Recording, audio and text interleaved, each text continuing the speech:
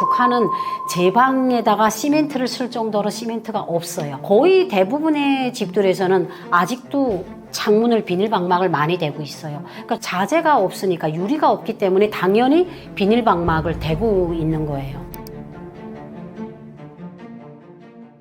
네, 안녕하세요. 저는 2012년 대한민국에 정착한 탈북민 박주희고요. 현재 통일부 남북하나재단 취재기자로 일하고 있고 KBS 라디오 진행자로, 프리랜서 진행자로 일하고 있습니다. 만나서 반갑습니다. 최근 북한은 김정은이 제방 점검에 나서며 재예방의 총력이라는 이미지를 내세웠지만 실제로는 구멍이 뚫린 채 방치된 제방이 보도됐는데요. 이러한 이미지 메이킹과 현실 사이의 괴리는 왜 생기는 걸까요?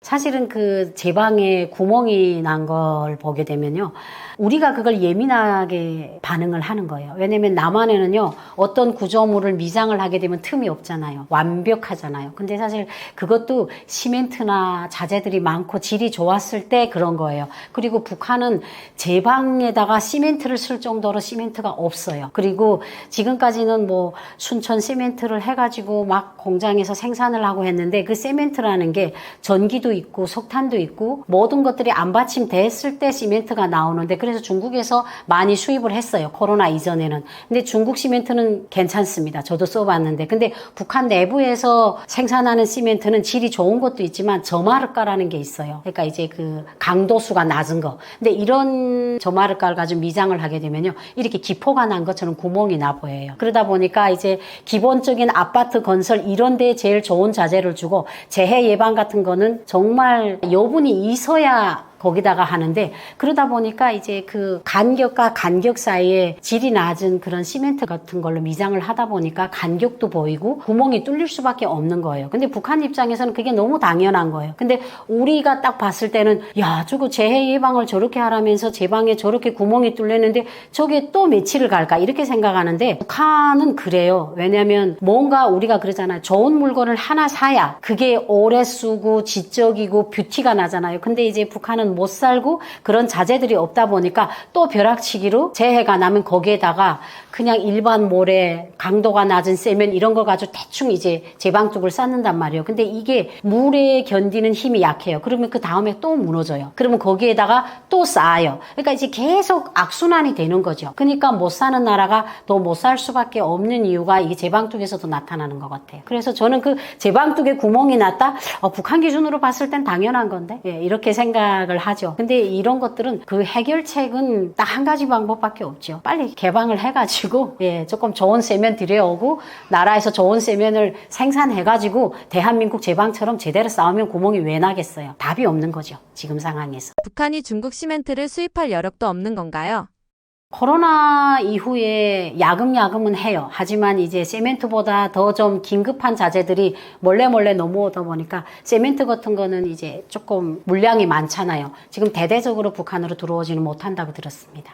신의주 아파트가 작년 홍수로 떠내려갔다가 3개월 만에 복구됐다고 알려졌는데요. 실제 주민들이 거주 가능한 수준으로 복원되었나요? 아니면 보여주기식 복구에 불과한가요? 저도 사실 이 내용을 기사를 통해서 봤는데, 떠내려간 아파트를 3개월에 짓는다는 거는 거짓말이고요. 거의 이제 건설자들을 동원해가지고, 그러니까 북한에는 그런 게 있어요. 말씀이 중요해요. 왜냐면 북한 전역에 다 수해가 났어요. 그러면 이제 압록강, 두만강을 중심으로 해서 많은 마을들이 또 내려갔을 거잖아요. 근데 이 마을 중에서도 특히 김정은이 뭐라고 말했을 때, 자, 신의주 빨리 복구하시오. 그러면 그 말씀은 지상의 법령이에요. 그러면 어떻게 하겠어요? 거기에 대해 다 몰빵을 하는 거죠. 하지만 3개월은 너무 무리고요. 적어도 그래도 6, 7개월? 그래야 뼈대 아파트라도 겨우 짓는데, 저는 제가 살았던 그 고향을 기준으로 말씀을 드리면, 양강도 같은 경우에는 그 해산위원 옆에 그 압록강이 몇 년 전에 싹 쓸어갔어요. 그래가지고 그때 그 지역이 말씀을 받았어요. 해산 지역 주민들 빨리 지역을 지어주시오 해서 어디다 지었냐면, 그 떠내려간 자리다 또 지으면 안 되잖아요. 그러니까 이제 산 밑에다가 아파트를 지어준 거예요. 근데 그 아파트를 짓자면 블로커가 있어야 되는데 그 세멘트 블로커가 없으니까 토피를 지은 거예요. 진흙으로 만든 브로커를 지었는데 산 밑에다가 짓다 보니까 상하수도가 전혀 안 되고 거기에 그냥 산 밑에다가 아파트를 지어만 놓고 뼈대 아파트가 지은 거예요. 그래서 주민들이 차라리 물에 떠내려가도 우리는 강 아래다 우리가 지어달라 이렇게 막 항의를 했다는 그런 소식을 들었거든요. 그러니까 3개월 만에 복구됐다는 거는 거의 불가능하고 그 말씀이기 때문에 그게 또 우리가 38로스나 이런 데서 이렇게 다 찍잖아요. 그러니까 이제 6개월, 7개월 만에 복구된 걸 알고 있어요. 그런데 거기에 거의 전기가 들어가지 못했고 또 이제 신의주 쪽 같은 거는 북한, 중국 단둥에서 다이렉트로 보인단 말이에요. 그래서 그쪽에다가 무조건 수령님이 교시로 우리가 좋은 아파트에서 밝게 산다 해가지고 전기를 일시적으로 투입을 했대요. 근데 이제 그게 전기라는 게 24시간 한국처럼 오는 게 아니라 보여주기 식으로 저녁마다 몇 분씩 보낸 것마저도 요즘에는 그 불마저도 아예 끊겼다. 그러니까 어떻게 보면 보여주기식 날라리죠. 근데 3개월은 아닌 것 같아요. 적어도 6, 7개월. 화력발전소 근처에 민가들이 유리창 대신 비닐을 바람막이로 사용한다고 하던데 이런 현상이 나타나는 이유는 단순한 자재 부족 때문인가요? 아니면 정책적인 무관심 때문인가요? 북한 개인 집에 유리를 비닐방막을 사용하는 거는 그냥 평범한 거예요. 당연한 거예요. 예, 물론 뭐 유리를 많이 기우는 집들도 있죠. 그러니까 이게 그런 거예요.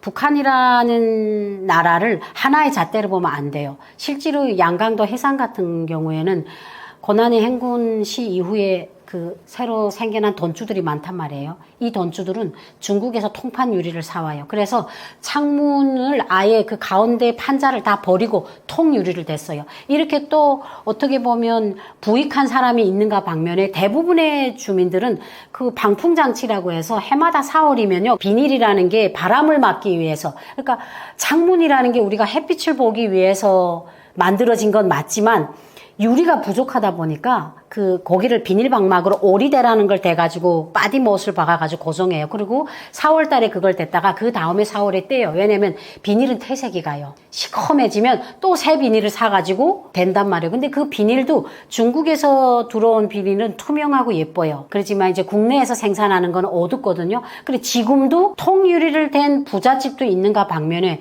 이렇게 거의 대부분의 집들에서는 아직도 창문을 비닐방막을 많이 대고 있어요. 그러니까 저는 이게 단순한 자재 부족이죠. 누가 햇빛을 유리로 받으려고 생각을 안 하겠어요. 그 비닐방막을 대게 되면 일단은 햇빛도 제대로 전달이 안 되고 집 안에 또 습기도 차고 하는데 없으니까 자재 부족이니까 사람들 자체가 그 유리 창문으로 해가지고 통바람이 들어오는 걸 막아야 되잖아요. 그러다 보니까 자재가 없으니까 유리가 없기 때문에 당연히 비닐방막을 대고 있는 거예요. 정책적인 무관심? 이 말도 이제는 저는 안 어울린다고 생각을 하는 게 이제는 북한 주민들 자체가 나라에서 주민들한테 관심을 해준다 이 생각은 꿈도 안 꿔요. 그러니까 일단 아파트 같은 것도 지어주면요. 배대 아파트라도 지어줘도 속으로는 아우 다행이다고 생각해요. 왜냐하면 이게 1년, 2년 안에 정부가 관심을 안 하면 반항감이 있지만 이제는 1990년도부터 이제 30년이에요. 30년 동안 주민들이 자급자족을 해서 살았기 때문에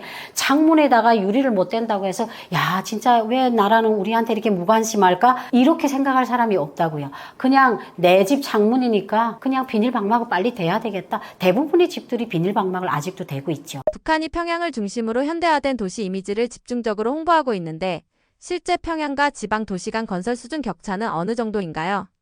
그렇죠. 평양은 혁명의 또 수도고 최근에 이제 그 유튜브를 보니까 그 몇 개월 전에도 이제 외국인들이 가서 이렇게 찍은 사진들이 있는데 평양도 조금 갈리는 것 같아요. 기본 중심지랑 외곽이랑 다 다르긴 한데 평양에는 그렇게 비닐방막을 댈 정도는 아니에요. 그래도 평양은 유리를 대는 거죠. 유리를 대고 그리고 북한은요 모든 게 2024년에 통일부 자료를 보니까 평양시 인구가 318만 명이더라고요. 그러니까 그 정도로 이제 북한 인구가 2,500이라고 하는데 실질은 2천만도 안 된다는 얘기도 있어요. 그러면 얼마나 많은 사람들이 평양에서 살고 있어요. 근데 그 평양과 지방 차이가 왜 나냐면요. 평양에는 평양시 건설을 위해서 주둔해 있는 건설 노력만 해도 거의 30만 명이에요. 뭐 군인들도 있을 수 있고 속도전 돌격대도 있고 그러니까 이런 사람들이 평양에서 집중적으로 건설을 하고 또 좋은 자재들이나 이런 것들은 또 평양에 집중이 돼요. 그렇기 때문에 이제 평양과 지방 건설 차이는 하늘과 땅이죠. 비교하면 안 되죠. 그래서 항상 저희는 북한에 있을 때도 평양 사람들을 참 미워했고 왜냐면 우리랑 다른 세상에서 사는 사람이고 어떻게 보면 북한에는 두 개의 공화국이 존재한다는 말들을 농담 삼아 하잖아요. 평양공화국 그리고 그리고 또 평양 사는 사람들은 시민증이잖아요. 우리 지방은 공민증이에요. 그러니까 이제 모든 신분이나 건설이나 이런 걸 보면 북한에서 평양을 집중할 수밖에 없는데 저는 실제로 평양에 탈북 전에 가서 보고 왔고 제가 온 다음에도 평양이 너무나 건축에서도 많이 변한 거예요. 하지만 또 이제 몇 년 전에도 보면 그렇게 가학자 아파트 멋있게 지었는데도 약간 균열이 된 게 이제 발견이 돼가지고 한국에서 그게 그 기사가 엄청 크게 났던 적이 있어요. 그러니까 이제 평양에도 집중하느라고 했음에도 불구하고 어떻게 보면 이제 속도전식으로 막 짓다 보니까 이렇게 남한처럼 안전 이렇게 시멘트가 건설을 하면 그 굳는 기간이 있잖아요. 근데 북한은요 그런 기술적인 공법보다는 수령님의 교실을 간철해서 하루빨리 아파트를 짓는데 초점을 맞추다 보니까 평양시에도 그렇게 겉은 화려하게 지었는데 얼마 안 된 아파트가 이렇게 균열이 간 것들이 기사로 나온 걸 봤어요. 그럼에도 불구하고 지방하고 비교는 안 된다는 거죠. 평양의 수준이 많이 높고 또 이제 평양의 모든 자재가 좋은 자재들이 몰빵을 하는 거죠. 평양 주민과 그렇지 않은 사람들의 비율이 어떻게 되나요? 318만 명이니까 북한의 인구를 2,500만으로 2,500이 안 된다고 하니까 10분의 1보다 더 많죠. 그만큼 좀 많은 사람들이 살고 있고 그리고 이제는 예전에는요. 제가 있을 때만 해도 2000년도 그때만 해도요. 평양에 돈만 있으면 태거를 붙였어요. 근데 지금은요. 거의 특별한 경우를 제외하고는 평양에 가서 지방 사람이 태거를 붙이기가 하늘의 별 따기예요. 그만큼 평양도 북한도 이제 평양에 태거를 붙일 수 있는 높이를 높인 거죠. 그러니까 그만큼 인구도 많고, 예, 그렇기 때문에 평양에서 산다는 게 참. 저는 남한에 와서 평양 사람을 더 많이 봤어요. 사실 지방에서는 평양 사람 보기가 힘들거든요. 그리고 그렇지만 한국에 오니까 그래도 평양에 살다가 온 분들이 여럿 돼서 이게 북한에서 살 때보다 참 자주 본다 이런 아이러니한 상황도 생기더라고요. 그럼에도 불구하고 탈북을 하는 평양 시민분들이 많은 건가요? 그럼에도 불구하고 탈북을 했다는 게 평양에서 살다가 다이렉트로 탈북을 한 사람들은 거의 드물고요. 평양에서 살다가 지방에 왔다가 탈북을 하거나 평양에 살다가 해외로 파견이 됐다가 들어오는 사람들이 많지 평양에 살다가 이제 오신 분은 몇 안 되는 걸로 알고 있어요. 평양에서 살다가 지방으로 왔다가 오는 경우들이 좀 있더라고요. 김정은 딸 김주애가 각종군 관련 행사에 24차례나 등장하며 후계자 가능성이 본격 거론되고 있는데 실제로 후계자로서 굳히기에 들어갔다고 볼 수 있을까요? 거의 그렇다고 볼 수가 있을 것 같아요. 사실 초기에 나왔을 때는 좀 긴가민가 했었거든요.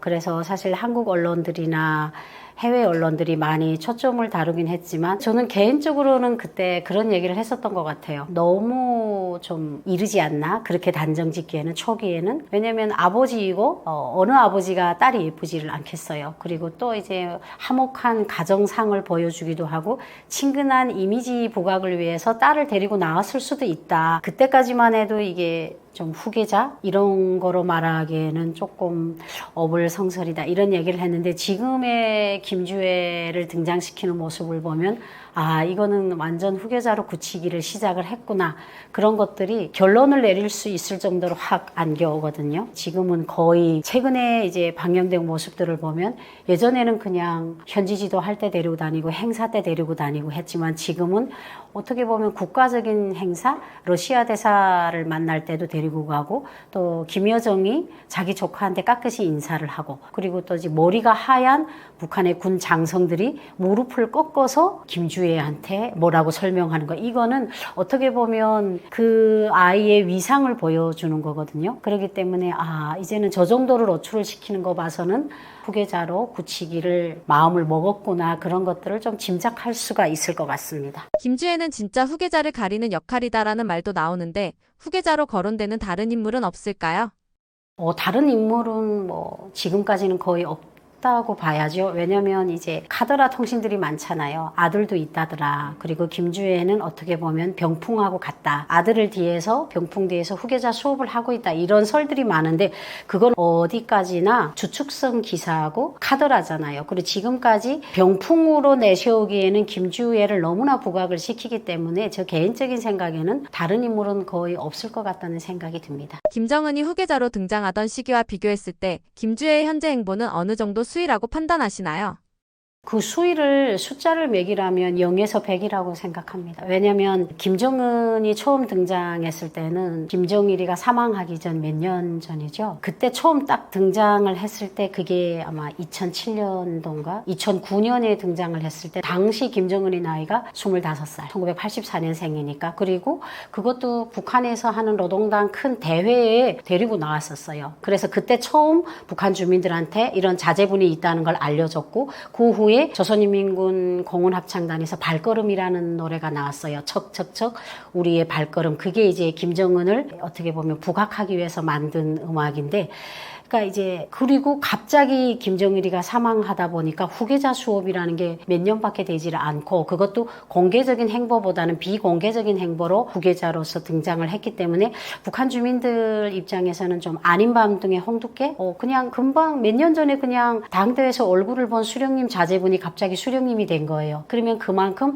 주민들한테는 생소하기 때문에 그 사람에 대한 신뢰도가 낮아질 수밖에 없어요. 근데 이렇게 되다 보니까 김정은이는 거의 후계자 수업 이 원만하게 이루어지지 않은 상태에서 북한이라는 제도를 유지해야 됐으니까 수백 명에 가까운 주변의 간부들을 많이 경질하고 처형했어요. 그만큼 본인이 토대가 없고 그 사람들에 대한 파악이나 신뢰도 이런 것들이 없고 자기 집안이 없었기 때문에 그런 행동들이 좀 나왔다고 생각이 들고요. 김주애 같은 경우에는 2012년생이다 이런 말들이 많잖아요. 근데 저는 화면에서 딱 봤을 때 한국 나이로 고작 13살밖에 안 되잖아요. 그런 애가 저렇게 성숙할 수 있을까? 좀 그런 생각이 드는데, 저 개인적인 생각이고, 그리고 또 이제 북한 전문 매체들의 그 기사들을 보니까 김주애를 키가 크고 성숙하게 만들기 위해서 텐텐이라는 영양제도 많이 먹여서 평양을 비롯해서 우리 딸도 김주애처럼 좀 크게 하기 위해서 돈 있는 주민들이 그 영양제를 많이 찾고 있다 이런 기사도 봤거든요.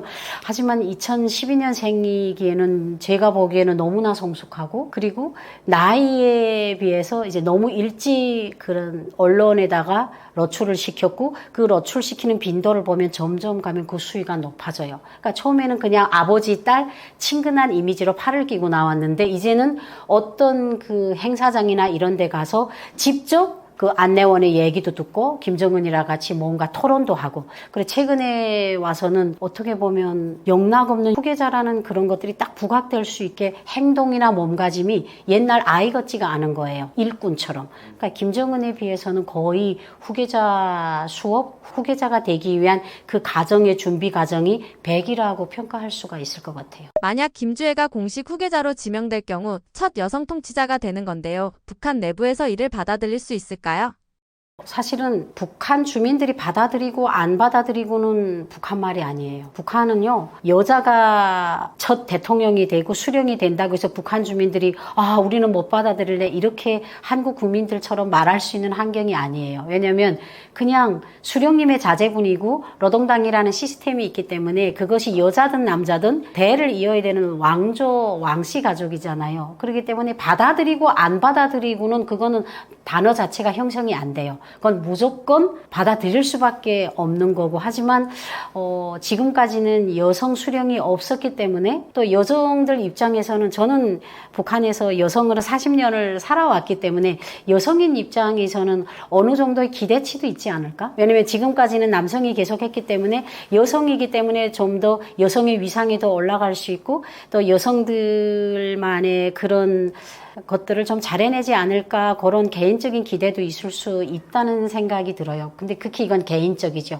하지만 전체적인 큰 틀에서 봤을 때 거부감보다는 사람들이 좀 받아들였을 때 여자가 제대로 할까? 이런 의구심, 걱정 이런 것들도 배제할 수는 없을 것 같아요. 나이에 비해 성숙한 모습을 보이고 있는데 의도적으로 나이를 속였을 가능성도 있을까요? 사실은 김주애의 등장도 그 러드먼 때문에 세계에 알려진 거잖아요. 북한이 공식 밝힌 건 아니잖아요. 러드먼이 김정롱구 초청받아서 가면서 딸 이름이 주애다, 2012년생이다 이래서 김주애라는 이름이 세상에 나오게 됐지 북한이 밝힌 건 아니에요. 그러니까 이게 거짓일 수는 없을 것 같아요. 그런데 그럼에도 불구하고 아이가 그렇게 성숙돼 나오는 거는 북한 당국이 어떻게 보면 빨리 사람들한테 어른스럽고 듬지사고 후계자가 될 수 있는 그런 자격이나 이런 걸 가진 아이라는 걸 부각시키기 위해서 좀 더 성숙하게 메이크업도 하고 모든 것들을 하지 않았나. 그리고 그 북한의 문화가 지금은 많이 변화가 됐지만 과거에도 저희 때는요, 어려 보인다면요, 남한에서는 어려 보인다면 달기라도 잡아주잖아요. 너무 좋잖아요. 그치? 북한에서 어려 보인다? 그거는 그렇게 좋은 말이 아니었어요. 덜 성숙하고 아직은 좀 듬직하지 않다, 이런 의미도 좀 내포되어 있었기 때문에 성숙하다는 의미는 그만큼 믿음직하다는 의미에 조금 첨가가 되거든요. 그래서 좀 더 그런 아이의 그런 옷차림이나 이런 것들에 더 신경을 쓰지 않았을까, 그런 생각이 들어요. 리설주 김여정의 현재 상황은 어떻게 분석하시나요? 실제 후계 구도에 영향력을 행사하고 있다고 보시나요? 사실은 이제 이설주가 TV에 등장함으로써 정말 긍정적인 반응이었어요. 지금까지 역대 수령들이 아내를 현지 지도에 직접 얼굴을 노출시키고 이랬던 적은 거의 없거든요. 그런 입장에서, 그리고 그것도 그 아내가 또 다름 아닌 베일에 쌓였던 인물이 아니라 그런 악단에서 북한 주민들이 좋아하는 노래를 불렀던 여성이고, 또 이미지가 북한 여성들한테 정말 남녀 통틀어 좋아할 수 있는 이미지예요. 사랑스럽고 이런 이미지이기 때문에 너무나 긍정적인 효과를 불러왔거든요. 그렇기 때문에 하지만 북한 주민들 입장에서는 아내가 수령님의 그 사업을 어떻게 보면 도와주고 보좌한다, 이런 인식이 있었지, 아내가 정치를 한다, 이런 인식은 거의 없었거든요. 그리고 김여정이가 등장했을 때는 사실은 한국 언론이나 모든 사람들이 생각했을 때 다음번 후계자는 김여정이 되지 않을까? 김여정이가 국가적인 큰 행사나 발표를 할 때는 다 김여정의 이름으로 해요. 그러니까 그만큼 김여정이가 정치적으로 북한에서 김정은 다음 가는 실세가 아닐까, 뭐 이런 생각들을 많이 하는데, 실세는 맞아요. 실제는 맞지만 저는 그렇게 생각해요. 부모가 없이 김정은이하고 김여정이는 정말 끈끈하게 연결된 아이들이에요. 그런 아이들이 어떻게 보면 권력을 가지고 다툴 일은 거의 없다고 생각해요. 김여정의 위치도 그걸 보좌하는 위치. 지금 생각해보면 자기가 정치에 나서서 오빠의 뒤를 잇는 자리가 아니라 오빠가 정치를 잘해서 인민들한테 사랑을 받고, 또 어떻게 보면 세계 무대에서 북한의 김정은의 오른팔의 역할을 할 수 있는 그런 위치지, 후계자 이런 거는 저는 처음부터 아니었다고 생각을 했거든요. 어떻게 보면 도와주는 그런 세력의 한 사람이다. 왜냐하면 가족이잖아요. 1호 가족이기 때문에 어떻게 보면 후계 구조, 여기에는 김정은의 딸이나 만약에 아들이 있다면 그 자식들을 돋보이게 하는 도움자의 역할, 이런 역할에 저는 김여정이가 있다고, 항상 있을 것이라는 생각을 합니다. 김정은이 급사할 경우 김주애가 바로 권력을 잡을 수 있을까요? 아니면 후견 체제가 등장할 가능성이 있나요? 일단은 저는 김주애의 나이에 좀 판가름이 된다고 생각하거든요. 성년이나 미성년이냐. 성년일 경우에는 어떻게 보면 권력을 계승할 수가 있습니다. 우리 남한의 기준으로 봤을 때는 아직 고등학교, 중학교 아이인데 20살이 돼도 정치에 대해서 뭘 알겠냐, 이렇게 생각하는데, 북한 같은 경우에는 조기적으로 개인 교사가 붙어서 이런 모든 교육을 해주기 때문에 성년이 되면 김주애가 자기 단독으로 어떻게 보면 후계를 계승할 수가 있고, 그 밑에 김여정이를 비롯해서 그 노동당이라는 시스템이 변하지 않고 있기 때문에 사실은 막 후계자가 갑자기 바뀐다고 해서 그것이 막 혼란이 오고 막 뒤집어질 정도로 되진 않거든요. 왜냐면 기본적인 우리 틀이 단단한 꼭대기에서, 우리가 그 꼭대기에서 어떻게 보면 거기다가 빨간색을 칠했다고 해가지고 그 빨간 색깔이 거기에 묻어 들어가진 않아요. 그러니까 기본 틀이 있기 때문에 그 꼭대기에서는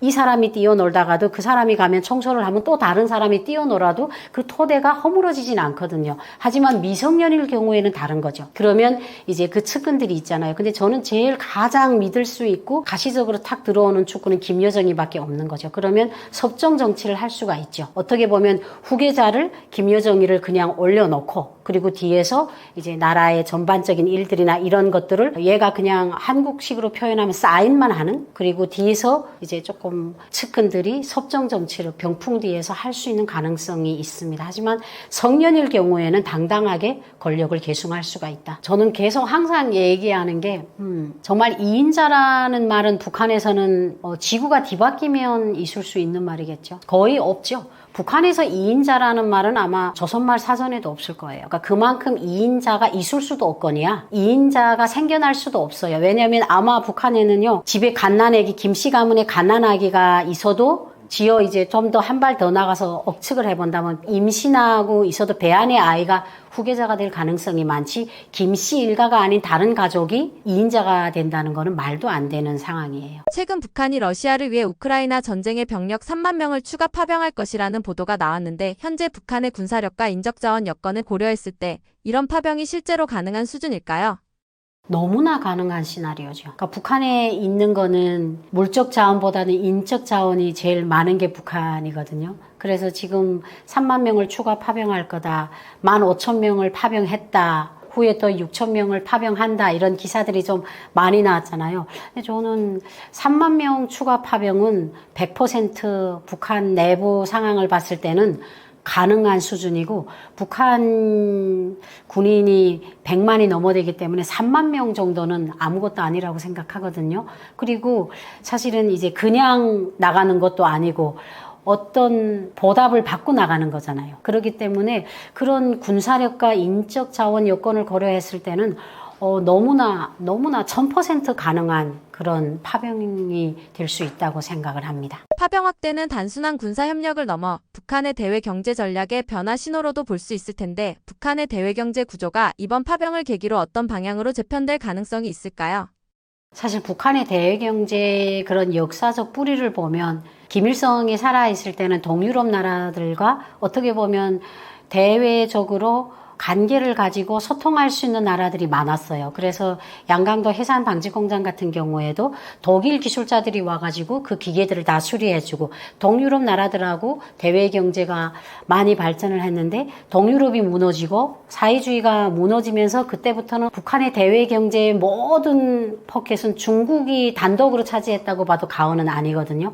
그러니까 말이 대외 경제지, 국제적으로 왕따가 되고 거래를 할 수 있는 나라가 이제 중국밖에 없고, 또 중국이라는 나라는 대외 경제라고 말하기보다는 북한의 그 비싼 지하 자원을 헐값에 어떻게 보면 사들여간 나라죠. 그러니까 참 북한의 입장에서는 좀 손해보는 장사를 했던 나라인데, 사실 이번에 군사협력을 보게 되면 러시아라는 나라가 북한의 든든한 우군이 될 수 있는 거죠. 어떻게 보면 북한의 대외 경제에서 다변화가 일어날 수 있는 너무나 좋은 기회고, 그리고 북한과 러시아의 관계는 중국하고 북한이 대외 경제가 활성화될 때도 어느 정도의 끈을 놓지 않고 계속 암암리에 됐어요. 하지만 이번 파병을 기점으로 해가지고 합법적으로 더 크게 확대할 수 있는 대외 경제의 큰 틀이 마련이 되는 거예요.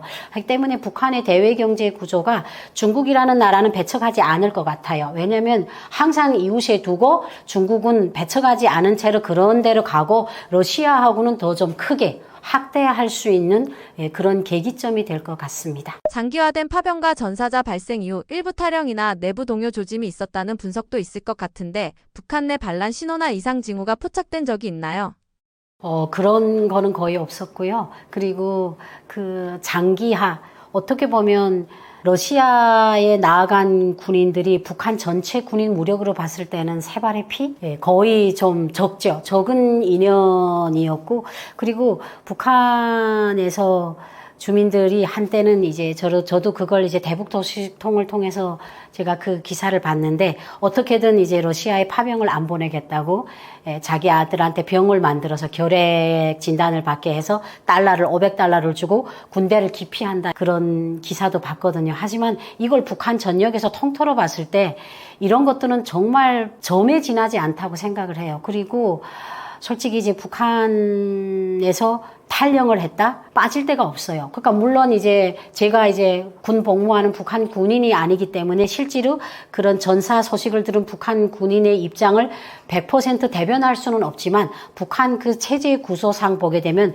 내가 러시아에 파병돼 갈 것 같으니까 나도 가면 죽을 것이다, 이렇게 해서 내가 나는 이 현장을 탈영을 해야 되겠다, 이런 생각을 할 수 있는 사람도 분명은 있을 거예요. 하지만 그런 것들이 그 그 북한에도 러시아에 파병을 보낼 때 아무 부대나 보내는 게 아니거든요. 기본적인 부대를 보내겠죠. 하지만 대부분의 부대들은 이제 건설도 하고 농사도 짓고 도로도 짓고 이런 사람들은 그런 것은 남의 일이라고 생각하지 않을까? 그리고 북한에서 그런 것들이 반란? 왜냐면 반란이라는 것은 이제 그 세력이 커졌을 때 반란이라는 꼭지를 터뜨려요. 하지만 이제 북한도 그 전사된 사람들을 이제는 공개했잖아요. 그리고 김정은이가 그 간에다가 국기도 씌워주고 이런 것들을 보고 그 가족들을 평양에 다 불러가지고 더 암암리에 무슨 행사 같은 것도 했다고 들었어요. 근데 이런 사람들이 반란을 일으킬까요? 그리고 북한 주민들은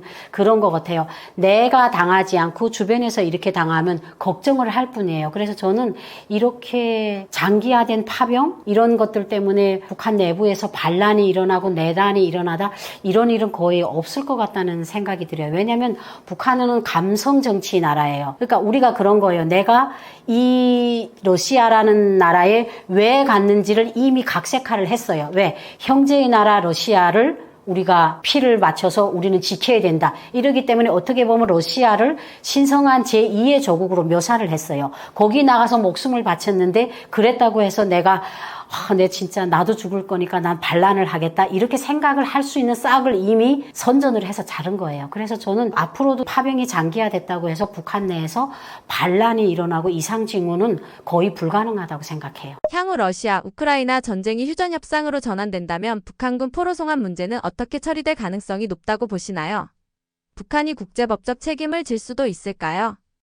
일단은 이제 우리나라에 엄청난 많은 일들이 있어서 한때 그 뜨겁게 했던 북한군 포로 2명이 다 사라졌어요. 사람들이 기억 속에. 그분들이 한국으로 오고 싶다 이런 얘기를 했거든요. 근데 저는 탈북민이니까 이게 어떻게 보면 한국의 그 정치가 너무 이제 대통령이 새로 되고 막 여러 가지 주변에서 전쟁이 일어나고 이러다 보니까 누구도 거기에 관심을 안 가지는 거예요. 근데 저는 갑자기 이제는 러시아나 우크라이나가 이제 마감 단계에 거의 들어갔다고 생각하니까 그러면 그 애들은 어떻게 될까 이런 생각이 드는 거예요. 그러면 물론은 우크라이나가 국제법 하면 그 아이들이 가고 싶은 대로 보낼 수가 있는 거잖아요. 하지만 이제 북한의 입장에서 봤을 때는 조국을 위해서 조국의 성스러운 아들들이 전장에 나가서 어떻게 보면 민족 반역을 한 거예요. 나는 한국에 가겠다. 그러면 이제 러시아 측에 대고 북한에서 또 이제 새로운 제안을 제시할 수 있는 거죠. 그 포로들을 남한으로 보내지 말고 우리 쪽으로 보내라. 근데 사실 그런 거잖아요. 러시아나 우크라이나나 남한의 그 사람들이 인권보다는 자기네 이익이 우선시가 되는 그런 상황이잖아요. 이제는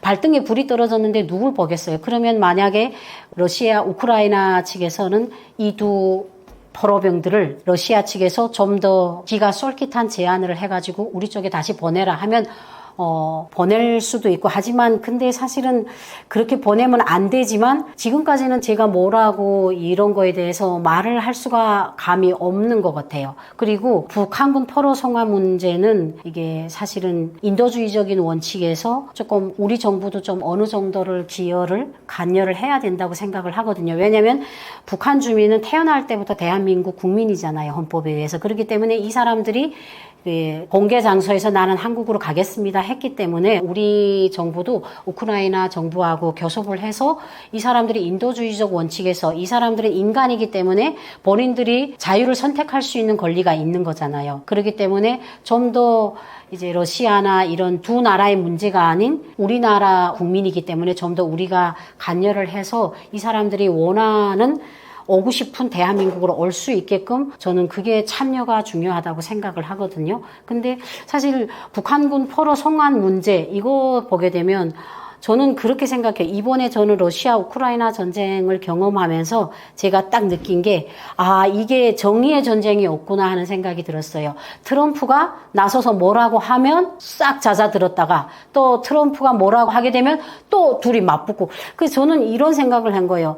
그래 몰라 미국 대통령이 가지는 영향력이 크지만 실제로 그 말 한마디 그 사람의 행동 한마디 인해서 수백 명이 죽고 수백 명이 살아나는 걸까? 이런 것들이 이게 정말 정의일까? 막 이런 생각도 들고 이번에 그러다 보니까 아무리 이제 전쟁이 끝나도 북한이 이 나라에 어떻게 보면 동참한 거잖아요. 전쟁에 동참을 한 게 이게 정말 국제법의 정당한 잣대에 의해서 처리될 수가 있을까? 거의 불가능하지 않을까? 그런 생각도 들어요. 그래서 저는 하루빨리 이제 북한군이 송환된 걸 우리 정부가 대한민국 국민이기 때문에 빨리 좀 데려올 수 있게 최선을 다해줬으면 좋겠다. 그런 생각이 듭니다. 북한이 파병을 통해 국제사회에서 러시아와의 군사 동맹을 강화하고 있는데요. 이런 움직임이 중국이나 다른 우방 국가의 관계에 어떤 영향을 줄 수 있다고 보시나요? 중국의 입장은 그래도 겉으로는 좀 좋아하는 척 해야 되지 않을까? 그런 생각이에요. 왜냐면 이제 남북의 통일을 가장 바라지 않는 것도 중국이고, 왜냐면 남과 북의 통일이 되면 중국을 능가할 수 있는 대국이 될 수 있기 때문에 중국이 제일 바라지 않은 거고, 그리고 어떻게 보면 한국, 일본, 미국이 군사동맹이 깨지지 않은 한 중국, 러시아, 북한은 어떻게든 한 동맹으로 갈 수밖에 없는 거예요. 그렇지만 중국의 입장에서는 러시아하고 북한이 더 가까워지는 것이 자기 심기에서는 조금 귀찮지는 않겠죠. 그래도 북한이 지금까지 고난의 행군 시기 때부터 자기네하고 수십 년 동안 계속 유대를 해왔는데 지금은 배제 아닌 배제를 하고 러시아하고 군사적으로 경제적으로 더 인간적으로 더 끈끈하게 붙는단 말이에요. 하지만 중국의 입장에서는 거기다 대고 그러지 말아라 하고 대국의 체면이 있고 또 군사 동맹국으로서의 체면이 있기 때문에 그냥 싫지만 그냥 잘한다 이렇게 해줄 수밖에 없는 입장인 것 같아요. 그리고 또 주방의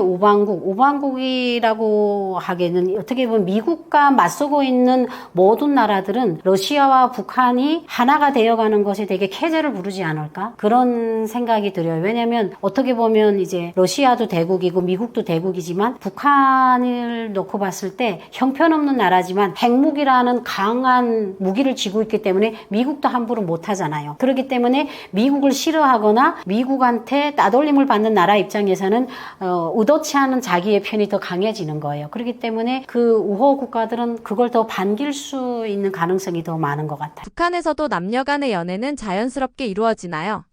그럼요. 사람이 사는 세상이고, 그리고 이제 그게 좀 지금에 와서 남녀 간의 연애가 자연스럽냐 하면 예스가 되지만, 이제 좀 과거에도 남녀가 만나는 거는 그렇게 부자연스럽진 않았어요. 하지만 어떤 형식으로 만나는가 하는 게 좀 중요한데, 그때 당시에 그 사회적인 문화와 편견 이런 것들이 많이 좌우지가 됐는데 10년도, 90년도 그때만 해도 거의 중매 결혼? 여기서처럼 소개팅이 아니라 어떻게 보면 선을 보죠. 예, 선을 봐서 되게 결혼을 했고, 그리고 북한에서는 남녀가, 여기는 자만추라고 하잖아요. 북한에서는 자유연애를 하는 사람들이 있었는데 그 사람들을 보는 그 사회적인 인식이 안 좋았어요. 왜냐면 이제 어떻게 보면 자유롭다는 거는 그때 당시 북한에서는 비사회주의 행위였거든요. 네, 북한에서. 그렇기 때문에 자유롭게 남성을 만나서 이렇게 연애를 하면, 북한에서는 연애라는 말보다 친한다고 표현을 했거든요. 쟤네들이 친한다, 옛날에는. 그런데 이제 최근에 와서 보면 북한에도 분명히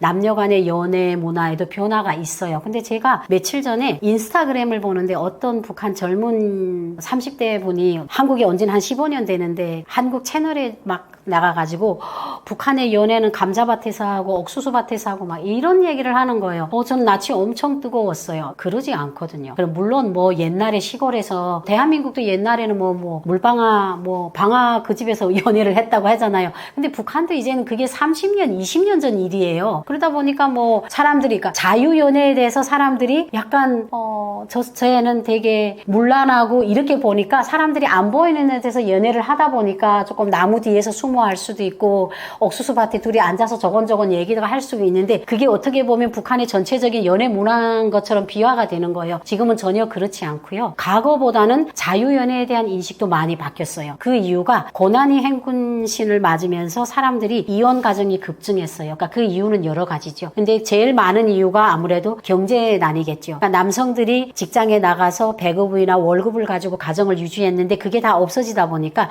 여성들이 장마당에 의존해서 사는데, 사람이 그런 것 같아요. 장마당에 가서 돈을 버는 것도 쉽지 않은데 집에 들어오면 남성들이 가부장적으로 앉아가지고 이거 달라 저거 달라 하면 힘들게 일하고 온 여성들 입장에서는 화가 나거든요. 근데 그거는 자연의 이치인 것 같아요. 그러다 보니까 이제 성격상 문제로도 싸우고 경제적 문제로도 하고 이혼을 하다 보니까 부모들 입장에서는 내 자식이 시집을 가서 저렇게 이혼을 할 바에는 좀 더 심사숙고를 해야 되지 않을까, 이런 것들이 조금 많이 잠재되어 오면서 현재 지금 2025년에 와서는 부모들 자체가 그렇게 이렇게 말을 하는 거예요. 고생할 것 같으면 가지 말아라. 그리고 이 남자 저 남자 좀 만나보고 아이 낳고 이혼해서 돌아올 거면 차라리 연애를 좀 오래 해보고 이 사람을 파악을 하고, 그리고 또 어느 정도까지 지금 북한의 연애가 많이 발전했냐면요, 동거도 해요. 근데 이게 전체적이진 않다는 거죠. 하지만 분명히 가부장적이고 꽉 막혔던 그런 연애 문화에서는 변화한 거죠. 그래서 결혼을 하지 않고 같이 동거를 하면서 살면서 괜찮으면 결혼식을 하고 같이 살거나, 또 결혼식을 하지 않고 그 비용으로 장사 미천을 해서 이렇게 또 좀 안 나고. 그리고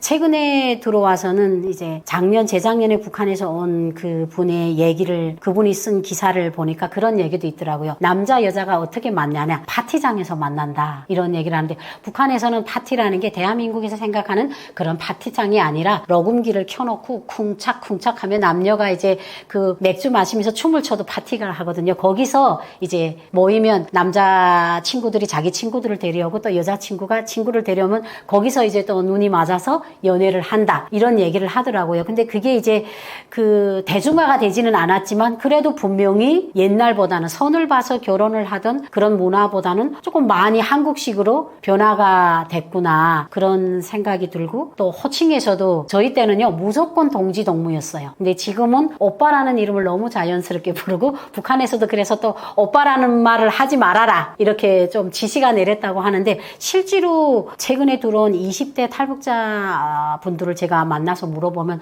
아니요, 저는 남자친구를 오빠라고 했어요, 그러는 거예요. 근데 당국에서 하지 말라지 않냐까, 당국에서 하라는 게 뭐가 있어요? 다 하지 말라지. 우리끼리는 오빠라고 해요. 하지만 이제 큰 길에서 막 오빠 이렇게 부르지 않고 단둘이 있을 때는 오빠 오빠고, 동지란 말은 이제 어색해서 못한다고. 그러니까 분명히 많이 변화가 있는 거죠. 북한 남성이 여성에게 고백을 했다가 거절당할 경우 사회적으로 불이익이 있거나 문제가 되는 상황이 생기기도 하나요? 어떤 사람이 고백을 했냐에 따라 다르겠죠. 네.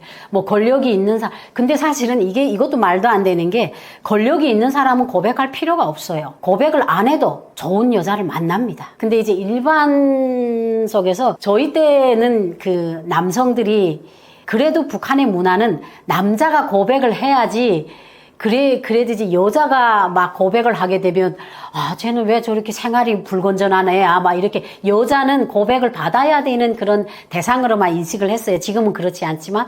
근데 저희 때는요, 그 남자가 고백을 하면요, 싫다고 하면요, 못 살게 굴었어요. 예, 어떻게 보면요, 이렇게 길목을 지켜가지고 대답을 할 때까지 계속 뒤쫓아다니고, 예, 막, 그리고, 그래서 그거에 막 이렇게 견디다 못해 응하는 경우도 있고, 또 이제 어떤 때는 좀 약간 술을 먹고 폭력을 쓰는 또 남성들도 간혹 있고, 옛날에. 지금도 뭐 간혹 있겠죠. 자기 뜻대로 안 되면. 하지만 이게 막 사회적으로 불이익은 아니고 개인 간의 그런 감정인 거죠. 근데 지금에 와서는요, 여성이 고백을 한대요. 그러니까 옛날의 문화를 뒤집은 거죠. 그런데요, 아니, 저 사람이 분명 좋은 사람인데 오물오물거리다가 왜 남 좋은 짓 하겠냐, 이래가지고. 근데 그 여성이 고백을 하는 것도 그 사람의 경제적인 게 있을 때, 내가 경제적으로 뭐가 부가 있을 때, 내 저 남자 하나 책임진다, 이러면 당당하게 얘기를 한대요. 그리고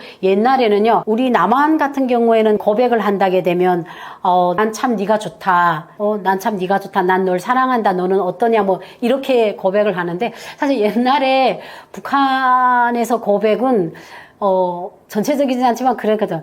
난 네 좋은데 네 복인 내 어떠이, 막 이렇게 약간 어떻게 보면 남한식으로 표현하면 협박이었어요. 근데 그게 사실은 투박해도 진심이고, 그리고 90년도 초반에는요, 꺾는다는 얘기를 했어요. 그러니까 내가 저 여자한테 고백을 한다는 거, 내 어떻게든 내 저 여자를 꺾겠다 하는 게 저 여자의 마음을 얻겠다는 얘기예요. 그게 표현이 꺾는다는 거지 얻겠다는 표현이 됐거든요. 근데 지금 최근에 온 탈북민들 물어보니까 한국식으로 고백을 한대요. 나 너 사랑한다고. 그러니까 너도 나를 많이 사랑해 보라고, 막 이런 얘기를 하는데, 처음에는 그게 되게 낯간지럽고 그랬는데 계속 들고, 그리고 젊은 남녀가 같이 한국 드라마를 보게 되면 둘은 친한대요. 왜냐면 죄를 같이 지으니까. 드라마를 봤다는 것 자체가 죄를 지은 거예요. 그러니까 서로 말을 못하고 그 드라마를 보면서 어떻게 보면 조금 좀 더 부드럽게 나만의 문화를 이해를 하고. 그래서 지금은 과거처럼 남자가 막 문 앞에 와가지고 막 여자 팔을 비틀고 막 이러는 거는 거의 없고, 과거보다는 조금 좀 말도 좀 부드럽게 그렇게 하고. 그리고 서로가, 저는 좀 놀랐던 게, 저희 때는 남자한테서 꽃을 받아본 적이 거의 없거든요. 근데 지금은 고백할 때 꽃을 준대요. 네, 꽃을 주고. 그리고 이제 남한에서는 그걸 프로포즈라고 하는데, 북한에서는 이 여자가 꽃을 딱 받으면은 돈이 있는 집 사람 청춘들은 금반지다가 이니셜을 새긴대요. 영어로. 그래서 커플링을 한대요. 그래 지금 보게 되면요, 북한 청춘들이 커플링을 하고 다니는 커플들이 정말 많아요. 그러니까 저는 이게 좀 분명히 어떻게 보면 이 변화는, 이거는 보지 않고서는 이런 변화가 이루어질 수가 없거든요. 이거는 한국 드라마 변화다. 그리고 또 그만큼 북한에서 자유연애, 그리고 꼭 남성이 여성에게만 고백을 하는 게 진리라는 걸 깨는 가정이라고 생각을 하거든요. 그래서 남한도 그러잖아요. 여성도 뭐 남성이 마음에 있으면 고백할 수도 있잖아요. 근데 북한에서는 아직은 그래도 절반 이상, 그러니까 남한처럼 이런 문화가 되자면 아직 멀었고, 그래도 과거에 비해서는 많이 용감해졌다. 그리고 언어나 이런 표현에서도 과거처럼 딱딱하지 않고 폭력적이지 않다. 그리고 옛날에는 이제 그 중매를 만나서 연애를 하는 거에 대해서 긍정적으로 생각을 했지만 지금은 자유연애도 그렇게 부정적으로 보지는 않는다. 이런 것들이 좀 많이 바뀐 거죠. 한국처럼 북한에도 결혼을 하지 못한 미혼 남녀가 있나요? 저는 못한 게 아니라 안 한 사람들이 많다고 생각을 해요. 북한에도 이제 그래요. 북한에는 여성이 더 많다. 여성 비율이 더 많다. 이런 소문들은 저희 때도 있었거든요. 근데 저희 다음 세대는요, 저희 또래도 가만 보면 자식들을 낳는데 남자가 더 많아요. 그러니까 저희 때는 여성이 더 많았어요.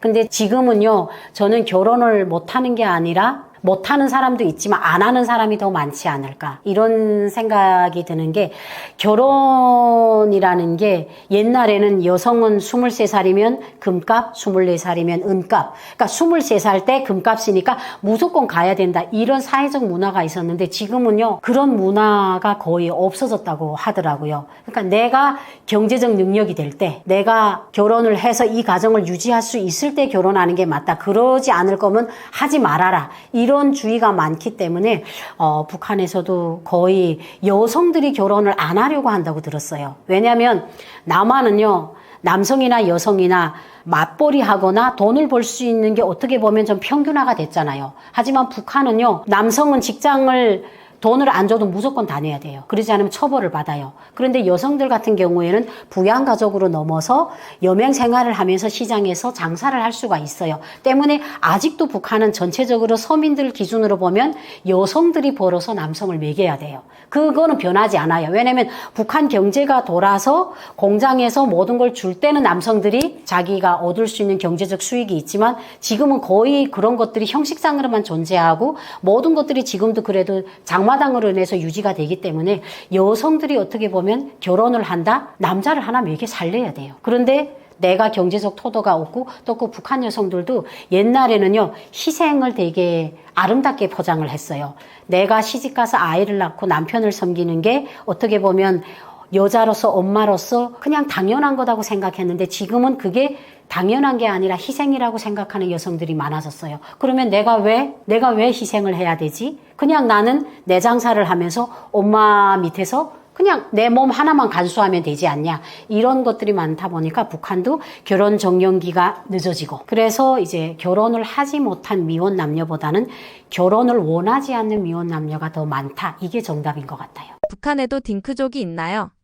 이제 북한에서는 출산을 계속 장려해요. 그래서 해마다 어머니 대회도 하고, 실제로 또 이제 그런 귀감들을 내세워서 노력용도 만들고, 아이를 많이 넣으라고 하죠. 근데 아이를 많이 넣으라는 이유가 그런 거죠. 인구수가 줄고 군사무력이 줄어가고, 어떻게 보면 인적 자원이 주는 거잖아요. 하지만 이제 주민들 입장에서는 콧방귀를 끼는 거죠. 그래서 저희 어머니 세대는요, 보통 자식을 4명 내지 5명을 낳았어요. 저희도 5형제거든요. 근데 저희 세대는요, 많이 낳아서 둘이에요.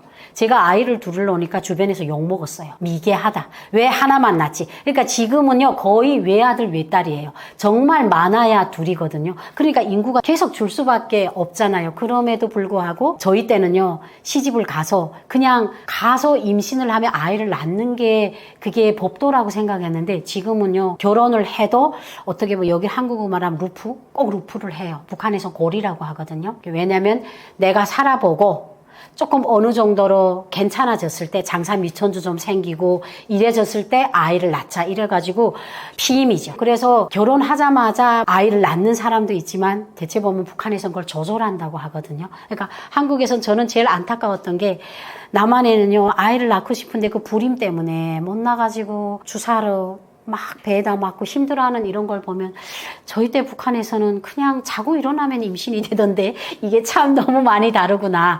문화적 환경이나 이런 것들도 많이 다른 것도 있지만 지금 북한 여성들은 남한 여성들처럼 그렇게 불임이 이 정도 많진 않아요. 그럼에도 불구하고 피임을 하면서 조절을 하는 거죠. 그런데 또 그런 것들은 또 있더라고요. 그래도 태어나서 자식 하나는 낳아야 되지 않나 이런 게 있어서 한국보다는 그렇게 심하지 않아요. 한국은 이제 결혼을 하라고 하면 당장 이제 아이를 키울 아파트 뭐 이런 것들을 하다 보니까 결혼을 하고서도 강아지만 키우면서 살잖아요. 예, 저는 그런 것들에 대해 좀 부정적이거든요. 예, 자식도 낳고 강아지도 키웠으면 좋겠다 이런 생각이 들거든요. 나라의 미래를 위해서. 근데 북한에도 한국처럼 딩크족이 많진 않아요. 하지만 간혹 가다가 이렇게 피임을 해가지고 우리 생활이 좀 나아지면 아이를 낳자. 근데 그게 그런 것 같아요. 옛날에 우리 부모들은 그냥 아이를 그냥 무법도 낳아가지고 그냥 우리가 알아서 큰 것 같아요. 학교도 가고 한국처럼 뭐 어린이집가 데려다주고 이런 거 없었어요. 우리끼리 줄을 맞춰 가고 가야 했는데 지금에 와서 북한 주민들의 이런 거 보면 아이가 하나다 보니까 아이들에 대한 관심이 많아요. 애지중지해요. 못 사는데 아이가 하나기 때문에 관심이 집중돼요. 그렇기 때문에 아이 하나를 낳아서 제대로 키우자 이런 인식이 많다 보니까 딩크족들이 어느 정도 잠재되어 있죠. 남녀가 대화를 나눌 때 북한에서는 어떤 주제로 주로 이야기하나요? 한국처럼 MBTI 혈액형 관상 같은 이야기도 하는 경우가 있나요? 요즘에 젊은 애들은 핸드폰 관련 얘기를 많이 한다 하더라고요. 너 어떤 기종 쓰냐? 너 어떤 핸드폰을 쓰냐? 그리고 북한에는요, MBTI가 아직 없어요. 그러니까 이제 B형에 대해서는 이야기를 나누죠. 그래서 이제 보통 그 B형이나 AB형에 대해서는 조금 부정적으로 보거든요. 예, 그래서 여성들 같은 경우는 그런데요.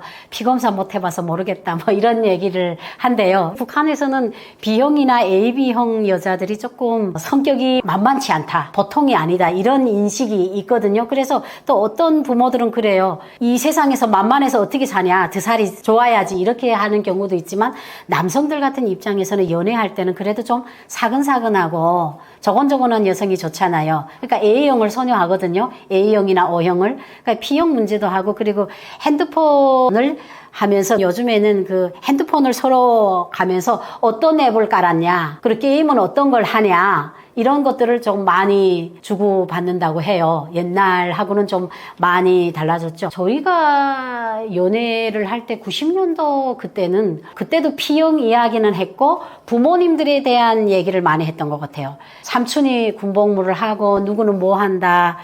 우리 가족은 어떻게 된다 이런 얘기를 많이 했고 그리고 요즘 젊은이들은 확실히 이제 많이 판도가 바뀌어진 게 핸드폰 앱에 대한 얘기를 많이 하고 휴가를 어디로 갈 것인가 이런 얘기도 좀 또 많이 한다고 해요. 그리고 과거처럼 북한에는 뭐 호텔이나 모텔 이런 것들이 있기는 있지만 그거는 국가가 운영하는 그런 거잖아요. 그렇지만 이제 또 휴가나 이런 데 가면 또 우리 거기가 돈이 있으면 그래서 북한도 이제 어떤 수준의 사람을 만나냐에 따라 끼리끼리 연애 차이가 너무 많이 다르다. 왜냐면 그냥 평범한 사람이 연애를 하면 뭐 친구네 집에 가서 만나서 밥 먹고 뭐 거기서 얘기를 한다든가 이러지만 또 돈이 많은 사람들은 또 멋있는 카페 같은 데 가서 평성이나 이런 데 가면 외국인들을 대상으로 카페들이 많대요. 거기 가면 이탈리아 음식도 있고 피자도 있고 커피도 마시고 그리고 이제는 북한에서 커피는 거의 반대중화가 됐어요. 그러다 보니까 이런 카페 같은 데 가서 커피를 마시면서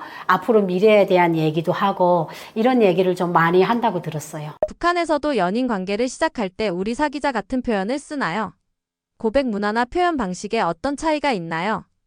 연애는 딱 금을 꺼가지고 출발하자 이거는 아닌 것 같아요. 그러니까 그 과정이 중요한 것 같아요. 그러니까 처음에는 남자가 여성이 이성이 찾아와서 말을 걸고 같이 밥 먹고 나는 그러니까 선우를 만나면 뭔가 확고하잖아요. 그냥 우리가 조금 이성으로 만날 수 있는 어떻게 보면 합법적인 자리인데 자연스러운 연애는 한 서너 번을 여러 번을 만나면 서로가 인지를 해요. 서로가 우리를 싫어하지 않구나. 그러면 이제 누군가가 말을 떼죠. 예를 들면 나는 주희 씨가 마음에 듭니다. 뭐 이러면 웃거나 그냥 다르게 표현을 하지. 예, 알겠습니다. 그럼 우리 이제부터 사귀읍시다. 그러지 않아요. 그러니까 나만하고 똑같은 인간관계나 연애를 딱 우리 요 출발선을 끊고 우리 오늘부터 사깁니다. 이래갖고 출발하진 않아요. 그래서 그냥 저는 그 과정 속에서 여러 번을 만나고 서로에 대해서 이렇게 얘기를 하면서 그게 자연스럽게 그게 연애로 이어지는 거예요. 근데 선은 그렇지 않은 거죠. 선은 내가 오늘 만나보고 와서 양쪽 중매꾼한테 얘기를 하는 거죠. 난 괜찮더라. 그러면 괜찮다. 그럼 다시 만나자. 이렇게 하면 또 이제 일사천리를 하지만 자연스러운 만남은 그 과정이 되게 중요하고 어떻게 보면 두 사람이 같이 만나면서 자기도 모르게 속으로 정답을 내리는 것 같아요. 북한도 똑같아요. 저희도 그렇게 연애를 했고 그렇게 결혼을 하거든요. 그냥 야, 우리 사귀자.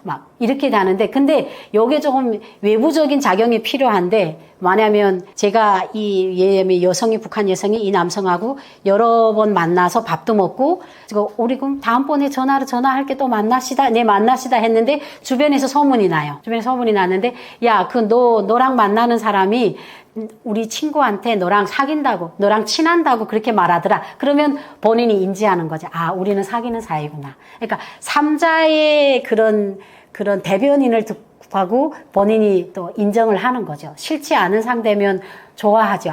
그러니까 여성들이라는 게 우리 사귀자 해서 알겠습니다 하면 약간 북한 여성들은 그런 것들을 수집을 해요. 근데 이제 그런 것들이 삼자를 통해서 사귀는 걸로 알고 있더라 하게 되면 그러면 우리 친하는 관계 맞구나. 이렇게 본인이 정답을 내리는 거죠. 그러니까 한국하고 전 좀 비슷하다고 생각해요. 딱 이렇게 아무리 틀에 갇힌 나라지만 연애만큼도 여의 땅 하고 시작하진 않아요. 요즘 젊은 세대 사이에서는 썸이라는 애매한 관계도 많은데요. 북한에서도 연애 전에 그런 단계가 존재하나요?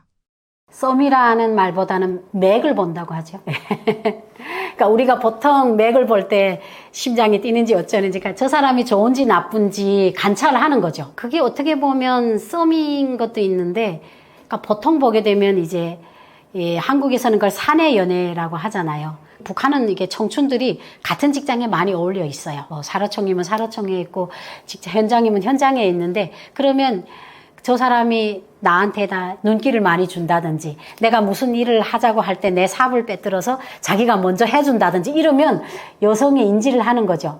이 사람이 나한테 관심이 있구나. 그러니까 맥을 보는 거죠. 안 보는 채 하면서. 그러니까 북한에도 그런 애매한 관계가 있어요. 근데 이제 그런 관계가 있는데 한국처럼 그렇게 논리정연하진 않은 것 같아요. 한국은 이제 썸을 칠 때 막 여러 가지를 고민하잖아요. 저 사람이 진짜 나를 좋아할까? 이건 아닌데. 북한에는 그렇게 막 이렇게 갈래가 여러 가지지 않아요. 그러니까 북한 남성들은요, 저는 이렇게 말하면 또 어떻게 들릴지 모르는데 한국 남성, 북한 남성이 다 장단점이 있다고 생각해요. 한국 남성도 만나봤고 북한 남성도 저희는 북한에서 이제 많이 있는데 한국 남성들은 전체적이진 않지만 일단 부드러워요. 부드러운데 그 속을 알 수가 없어요. 정말 잘해줘서 이게 진짜 잘해주는 것 같은데 다른 사람한테도 똑같이 잘해줘요. 근데 이제 북한 남성들은요, 자기 사람에게만 잘해줘요. 그러니까 그런 게 있어요. 내가 좋아하는 사람이면요, 투박하지만 진심이 보여요. 그래서 이게 탈북민들 구성을 보게 되면요, 한국에 와서 탈북민 여성들이 대체 보면 그래요. 인천공항에 딱 내릴 때 제가 그랬거든요. 야, 내 남조선에 왔으면 난 그냥 남자만 만나고 다니겠다. 내가 여기까지 와서 한국 남성들에 대한 그런 판타지가 있었어요. 근데 좋은 분들이 정말 많아요. 정말 너무 부드럽고 여성들에 대해서 너무 잘해줘요.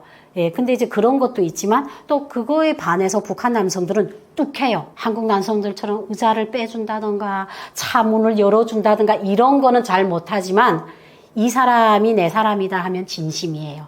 투박하지만 진심이에요. 그러니까 북한 남성들은 약간 그래요. 그 썸 관계가 복잡하지 않아요. 내가 그냥 마음에 있는 여성이면 그 여성이 하고자 하는 일을 자기가 먼저가 해준다거나, 그러니까 약간 츤드레? 그런 게 있어요. 그러니까 그런 반응이 있는데, 그런 게 어떻게 보면 썸이죠. 그러면 여성은 바보가 아닌 이상 인지를 하잖아요.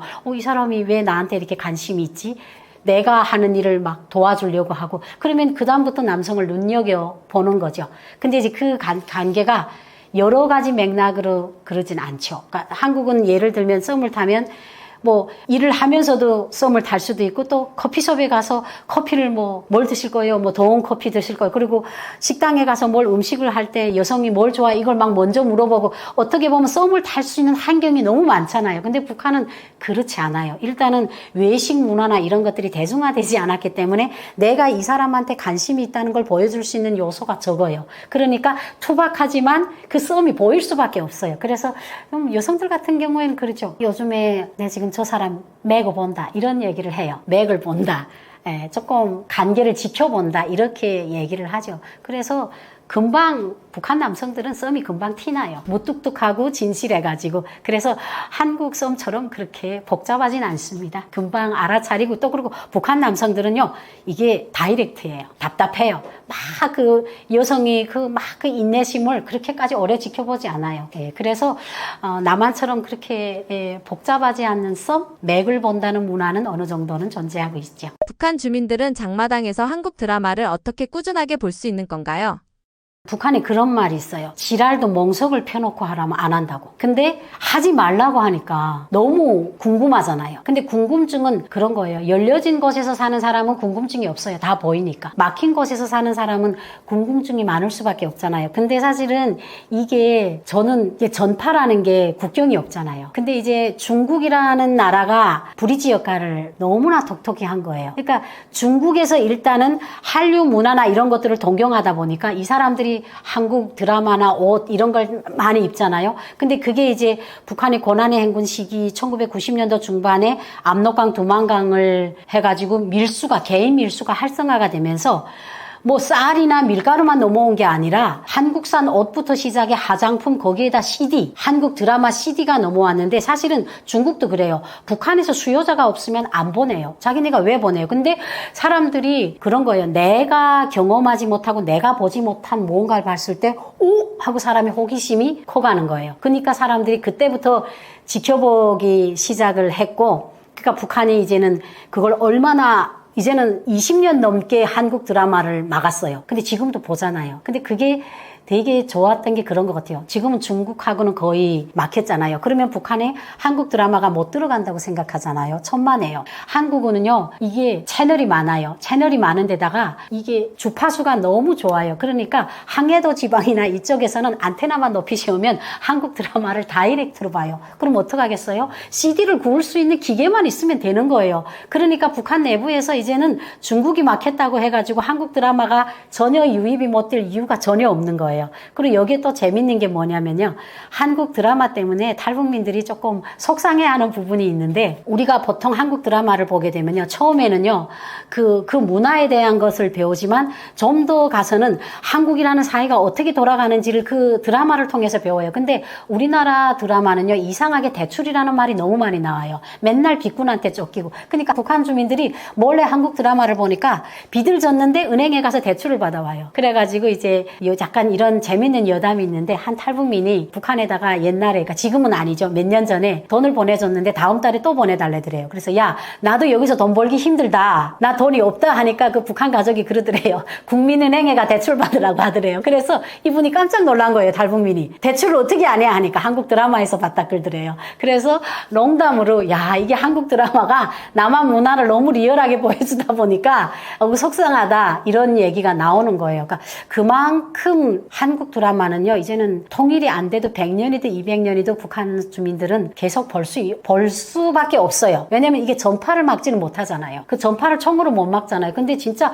항해도 지역 저쪽에 애기봉 그쪽 편에 가면요, 안테나만 세우면요, 한국 TV가 그렇게 잘 나온대요. 그러니까 이제 중국을 통해서 CD를 만들어 가서 국경을 통해서 보내기보다는 훨씬 실용성이 있는 거죠. 때문에 이제 북한에서 한국 드라마는 그 폭이 단속할 때는 조금 좁아져요. 왜냐면 때리면 우는 척이라도 하라고 막 총살하고 시범견에 내게 열면 조용해요. 하지만 항상 그게 뿌리채 없어지진 않아요. 왜냐면 일단 사람들은 알기 때문에 그 호기심을 지우지가 않는 거예요. 그리고 북한 TV 볼 거 없잖아요. 30년 전에 한 영화를 지금도 계속 리플레이해서 보이고 영화가 대한민국처럼 해마다 몇십 편 나오는 거 아니잖아요. 그러니까 북한 주민들 입장에서는 한국 드라마나 영화를 아니면 재밌는 게가 없는 거예요. 그러니까 목숨을 걸고서라도 그게 어떻게 보면 락인 거예요. 근데 그게 전체적이진 않다는 거죠. 한국 드라마를 볼 수 있는 계층도 그나마 밥 먹고 조금 여분이 있고 그래도 살만한 사람들이 목숨 걸고 한국 드라마를 보지 내일에 가마에 들어갈 쌀이 없는 사람들이 한국 드라마를 목숨 걸고 보겠어요. 그리고 한국 드라마도 돈이 있어야 보는 거예요. 그러니까 그런 것들이 많이 차이가 나지만 큰 틀에서 봤을 때 대한민국 중계 탑이 영원히 있고 대한민국 채널이 존재하는 한 북한에서 한국 드라마는 영원히 본다. 이게 정답인 것 같습니다. 네, 오늘 저희 지루하고 재미없는 이야기 끝까지 들어주셔서 감사하고요. 저는 떠먹여주는 TV에 아마 몇 번째 출연을 했었던 것 같아요. 근데 이제 제 영상뿐 아니라 다른 영상을 보니까 다방면으로 정말 유익한 영상들이 정말 많았습니다. 주변에도 널리 알리시고 좋아요, 댓글 부탁드립니다. 감사합니다.